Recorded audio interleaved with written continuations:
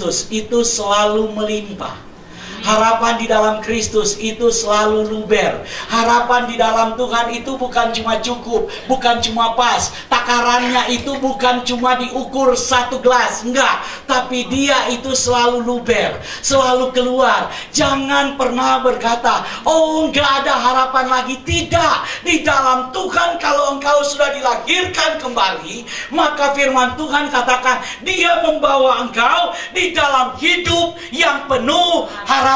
Itu artinya bukan engkau diberi harapan, tetapi engkau hidup di tengah-tengah harapan yang melimpah. Kita bukan diberi harapan, hidup kita bukan diberi harapan. Ini hidupmu Raymond, ini harapannya, bukan. Tapi saudara diangkat, dipindahkan di dalam kehidupan yang baru itu, dan kehidupan yang baru itu melimpah dengan harapan. Saya kasih contoh, tolong ada gelas aqua. Saya nggak bawa properti, saudara. Ada gelas, minta gelas dong. Saya ingin kasih contoh, saudara. Saya ingin bilang kepada saudara, kalau saya mau tanya. Saudara, Tuhan itu besar, amin. Tuhan itu besar, amin. Sekarang Tuhan itu ada di mana? Ada di mana? Ada di dalam hidup kita, betul?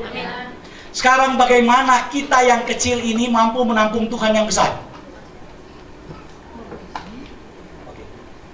Saudara perhatikan baik-baik.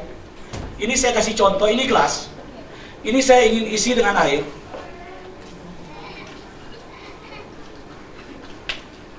Saudara perhatikan, bukan saya lagi buat sulap. Saudara lihat. Kalau saya masukin, ini ya, ini besi ini ke sini, maka besi ini tidak akan menyerap air yang ada di dalam sini. Oke, karena besi ini terlalu keras. Betul? Besi ini terlalu keras. Karena itu saudara, kalau saya masukin misalnya tisu, ada tisu bu adek? Jangan bekas lap ingus ya. Saudara, saya kasih contoh. Kalau saya masukin tisu itu ada di sini, nih, maka air ini masuk di dalam tisu. Saudara, kehidupan kita itu sebelumnya ada di luar air ini. Saya kasih contoh, ada di luar air ini. Tuhan bukan siram kita dengan harapan, tapi Tuhan pindahkan kita ke dalam harapan. Artinya kita hidup di dalam harapan. Jadi nggak pernah ada kekurangan harapan, nggak pernah ada kehabisan harapan. Kenapa? Karena kita sedang hidup di dalam harapan. Amin. Hari ini harapan banyak disebut dan selalu diakhiri dengan kata amin, amin katanya. Saudara, kehidupan kita itu dipindahkan dari kehidupan yang tanpa harapan masuk ke dalam kehidupan yang berlimpah harapan. Saudara percaya hari ini bahwa harapan dari Tuhan itu tidak akan pernah mengecewakan. Bahkan bukan cuma untuk hidupmu, tapi untuk hidup anak cucumu. Harapan itu akan selalu ada. Yang keempat saudara, yang terakhir. Tolong Andi. Yang keempat. Yang keempat, saudara perhatikan. Saya akan baca ayat yang kelima. Yaitu kamu yang dipelihara oleh kekuatan Elohim karena imanmu, sementara kamu menantikan keselamatan yang telah tersedia untuk dinyatakan pada akhir zaman. Bergembiralah akan hal itu, sekalipun sekarang ini kamu seketika harus berduka cita oleh berbagai-bagai pencobaan. Saudara, pada ayat yang kelima dikatakan kamu dipelihara di dalam kekuatan siapa? Tuhan. Saudara, hidup kita di dalam harapan ini itu bukan cuma dibiarkan berjalan sendiri, tapi dikatakan kamu dipelihara, kamu dijaga, kamu dirawat, kamu diperhatikan dengan kekuatan Tuhan. Tidak ada satu kekuatan pun yang mampu menghancurkan bisnismu. Tidak ada satu kekuatan pun yang mampu menghancurkan ekonomimu.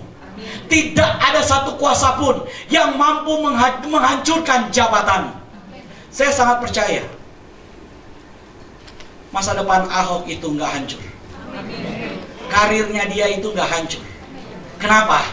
Karena firman Tuhan yang menjanjikan bahwa engkau dipelihara di dalam kekuatan Tuhan. Kalau kekuatan Tuhan itu dikalahkan oleh orang yang culas, kekuatan Tuhan itu dikalahkan oleh orang yang licik, kekuatan Tuhan itu dikalahkan oleh demo yang berjilid-jilid, maka saya salah pilih Tuhan. Saya sangat percaya, saya sangat yakin bahwa kekuatan Tuhan itu yang memelihara kita melampaui setiap kekuatan, setiap kejahatan, setiap akal bulus, setiap kelicikan orang-orang yang ada di dunia, bahkan kuasa yang di sorga, di bawah bumi, dan yang memerintah sekalipun tidak akan mampu melampaui kekuatan Tuhan. Amin. Dan kekuatan yang luar biasa itu yang memelihara saudara dan saya. Amin. Satu ketika saudara, ketika perang Korea sedang terjadi, saudara, ada seorang prajurit yang luar biasa. Dia begitu taat, dia menginjil. Ketika dia sedang menginjil dan segala macam, dia ketemu dengan salah seorang prajurit dari Korea Selatan. Prajurit ini adalah prajurit yang gak percaya Tuhan. Kemudian prajurit ini diinjili oleh dia, tapi tidak mau percaya Tuhan. Kemudian yang prajurit yang penginjil ini, dia ambil kitab sucinya, dia ambil Alkitabnya, dan dia berikan kepada orang ini. Dia bilang, ini saya berikan buat kamu, untuk kamu baca-baca kalau kamu ada waktu. Karena dia itu teman, walaupun dia gak mau baca nih kitab suci, dia terima begitu saja, dia masukin ke dalam kantong. Waktu dia masukin ke dalam kantong, saudara, namanya kitab suci itu tebal, betul kan? Dia tebal, dia masukin ke dalam kantong. Ketika dia masukin ke dalam kantong, saudara, pergi perang. Ketika berperang, saudara, ketika sedang berperang, tiba-tiba saudara, dia kena tembak. Waktu kena tembak, dia pikir dia itu sudah mati. Kenapa? Karena dia roboh kiri kanannya itu meninggal semuanya. Ketika dia sadar, dia cuma terbaring. Dan waktu dia bangun, dia lihat bahwa peluru itu berhenti karena ada Alkitab. Dia langsung ambil Alkitabnya dan dia buka. Waktu dia buka, peluru itu berhenti pas di ayat ini, bahwa kekuatan Tuhan itu memelihara saudara dan saya. Amin. Peluru setajam apapun tidak akan menembus proteksi yang Tuhan berikan buat kita. Apapun yang engkau lakukan hari ini, percaya ada tangan Tuhan yang kuat, yang menyertai kita. Bukan cuma menyertai kita, firman Tuhan bilang memelihara saudara dan saya. Kalau memelihara itu artinya apa? Dia mendandani kita, dia menjagai kita, dia melengkapi kita, dia aktif bertindak buat saudara dan saya. Saya nggak tahu saudara sedang mengalami apa hari ini.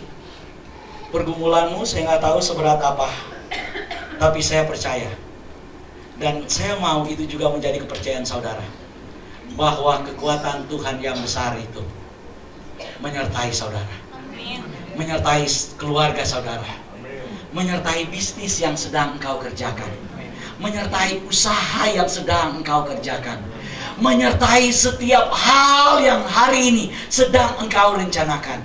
Kenapa? Karena tangan Tuhan yang kuat itu, itulah yang akan mengangkat kita tinggi. Kita bangkit berdiri.